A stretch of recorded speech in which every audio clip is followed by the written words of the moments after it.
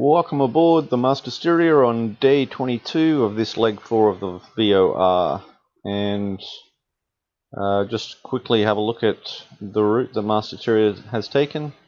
We've not been really dragging waypoints with us, but it gives a fair indication of where we've been.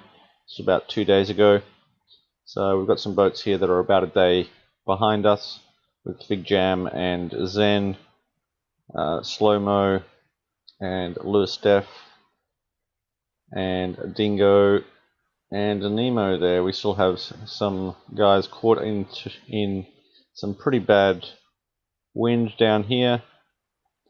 I know how that feels, very, very bad. We have Schnoodleheiber over here, near Jakarta. Finally got through here. It took a lot longer to get over to Jakarta than I thought. They got very unlucky with some bad wind there. We have Frank Black, who has come past Komodo and onto Sulawesi here. X-Ray is in front of us, but he had a head start and is not part of the race anymore, DNF'd. Otherwise, the last couple of days, back here, 2 days ago, we were about 120 nautical miles behind full moon. And with Tommy Cods, who was just trailing us, he was about 50 or 60 nautical miles behind us, but has basically been shadowing us for quite a few days now. Not really surprising, because Tommy and I have a chat once in a while, and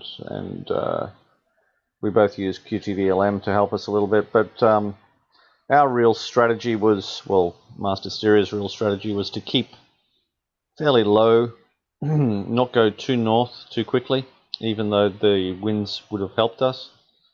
And in the end, it has enabled us to, especially in the last 24 hours, to catch up to full moon and surpass him.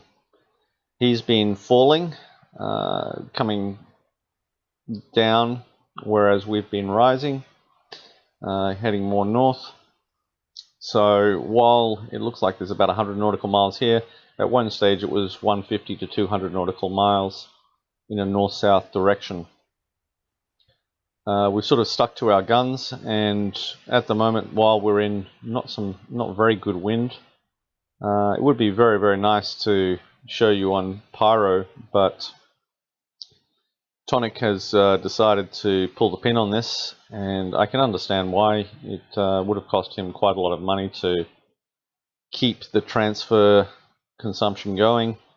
He is asking for donations here.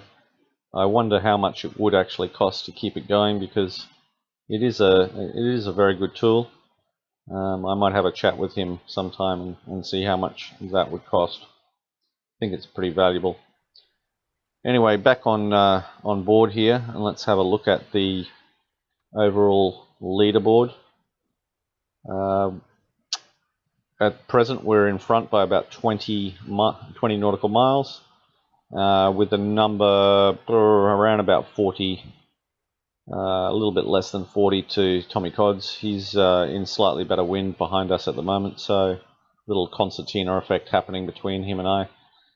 Although earlier in the day it was around about 45, 46 nautical miles, so he's gained on us about 6 nautical miles, possibly because, and if I go to QTVLM, I don't always follow QTVLM anyway, but I've been keeping us a little bit south of the line, and trying to get over to the better wind as fast as possible.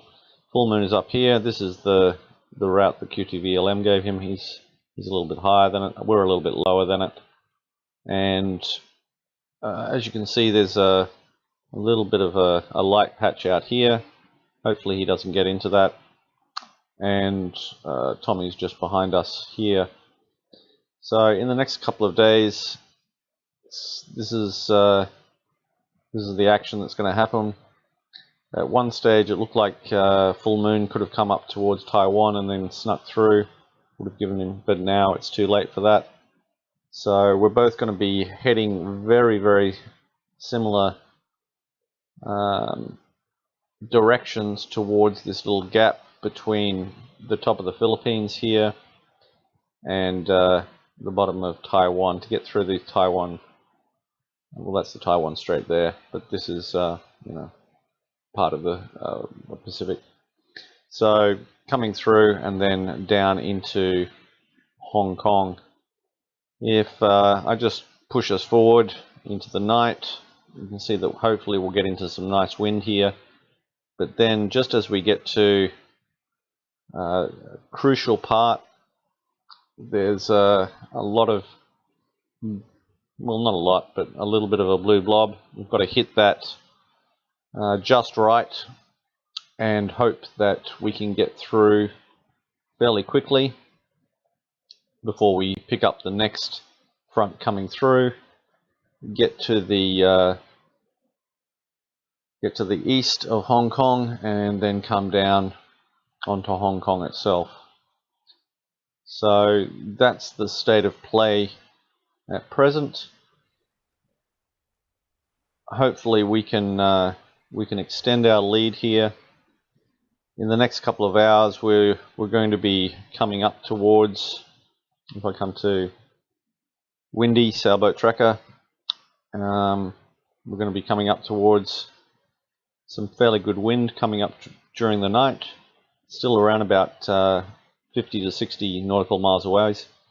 But if we go back a little bit in time, we've been at a slightly unfavorable angle, but as time progresses, we're going to get into that reaching sort of position, and from there the race is on up to between Calayan and Abasco.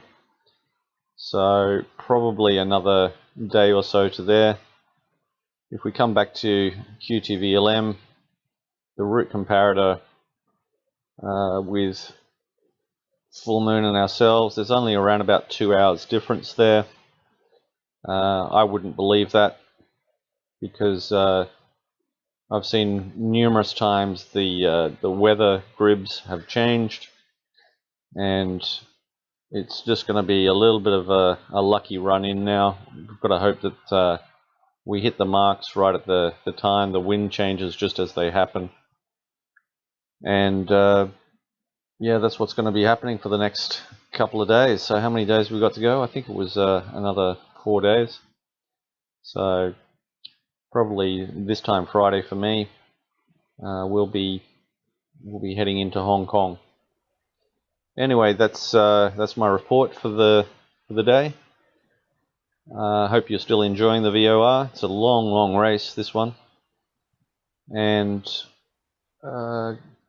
keep your chin up if you're in bad wind. This Pacific weather, certainly not like the Southern Ocean. Alright guys, have a great day.